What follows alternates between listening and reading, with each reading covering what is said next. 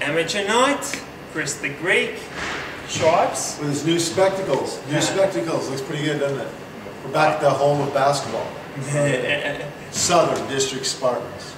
That's where we are. Yep. Let's get this on, man. Last week had some interesting results. Very interesting. Certainly changed the landscape in terms of playoffs. All right, Cairns, to go the women. Dolphins defeated by Mackay. Mackay kept their chance right at the top of the ladder. They defeated Cairns in Cairns 79-66. Kayla Francis 24 for Cairns. Jillian Houghton put up 19 for the winners. And Mackay in a game I don't think surprised anyone. Not really. I thought Mackay would have won by more, but a win's a win. A win's a win. Then we'll go down on the Saturday night where the Maroochydore Clipperettes hosted the Rockhampton Cyclonettes. And the Cyclones, big winners, 100, defeat Maroochydore 58. Nicole Romeo, 20 points. Courtney Brown, 13 for the Clippers. 21-point lead at halftime for the Rockets was over, all intent purposes of that stage. I think Maroochydore won one game. Yeah. Rocky have lost one game. Yeah. It is what it is. No one, I think they played most of their bench, so they would have been rested up for a big game the next night in Bundaberg for Rocky. Yeah. Didn't surprise anyone. Like this one didn't surprise anyone. Southwest hosted Gladstone, the powerful power. 107 defeated the Pirates, who have yet to taste the fruits of victory. 64. 107-64. 43-point victory. Maddie Wheatley had a pretty good game, 26 points. That's got to be a career high, I would guess. Maybe not. Beck Haynes, 19, 12 boards for Gladstone. Their 43-point win. Same thing, able to save their players for the next game against Gold Coast the next day. They've got too much talent. Gladstone, Southwest, rough season.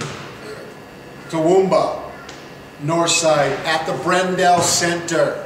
The Wizardettes, 87, defeated Maroochydore 59. Keisha Lee, 20 points, 12 boards. Taylor Lilly, 37 points, which is typical. She leads and then Daylight second for Wizards. They're sitting atop the central pool. No, they're not. They're second. Yeah. They clinched second, I think, pretty much. Yeah. But Toowoomba, they're now only losing by 27-28 instead of 37-47. So they have gotten better. There's no doubt about it. Then we go to Townsville, where Mackay cruised down the highway and embarrassed the Flames. 85-47. I can't work out Townsville Flames, but it was a team effort by Mackay. There they are, cruising right along the top of the ladder with Gladstone, I believe, and Rocky. Townsville's very consistent, and Mackay had to do what they had to do. They had to win the two Townsville's very inconsistent, is what yes. Right. That's what I thought. So it was a big win to Mackay. Mackay completed a 2-game road trip without losing. Here's one, Ipswich Force. In the showcase game at 8 o'clock, played the cashed up Capitals and basically beat them like a red-headed stepchild. Ipswich Force 85-56. Ippy were up at 7.5. Brisbane rolled over and played dead and got humped by almost 29 points at home. They've had a 40-point loss at home and a 30-point loss at home. Not good in the cashed up Capitals camp.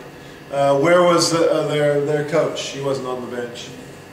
Paul O'Brien coached their coach. Their big investment wasn't there. Who knows? They're done anyway. They're just playing out the season. And Miranda, 24 for the cashed up Capitals. Nadine Payne, 26 points to lead the Force. She'd got to be one of the early favorites for MVP, I'd say. Yeah, I agree. So too. And now, the game didn't mean anything because the only team in the playoffs there is Ippy. So we go now up the river, up the road, the Bruce Highway, to Bundaberg, where the Bears hosted the Cyclones in a battle royale. Bundy Bears pulled out the victory 67-64. Rachel Menpa, 26 points, and Dowdell had 19 for Rocky. Bundy was 11 points down in the third quarter. They run out 12-point winner of the third, leading by a point in the fourth, and that's where it said a dogfight all the way. Very good game. It just shows that Bundy are the real deal. Yeah. Bundy are 2 losses, Rocky are 2 losses. But you've got to give credit to Bundaberg and Rockhampton. They are the top of 2-3 teams in the competition. That was meant to be a good showcase game for an 8 o'clock game. It was an 8 o'clock game. That's what you do when you have an 8 o'clock game. You have a 3-point nose-to-nose battle, not a 30-point blowout. And that's what you do with an 8 o'clock women's game. 30-point blowout ain't good for anybody there. Got a little tip for you. Gold Coast Rollers hosted the Power, and it was a close game. Rollers 69, defeated by the Power 76. Rollers come back 10 points. 3 minutes left to go in the final turn. They're trailing by 1 point. But Bibby, Neves, and Hayes managed to lead them. Bibby had 31 for the Power. She's amazing, Bibby. Just gets stuff done. Amazing stuff. And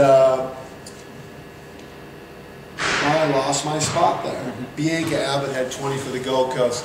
But they gave him a scare, and that's a tough thing to do. Being down 1 against Gladstone at full strength, no matter where you're at, that's a good effort. Yeah. Lost by 7.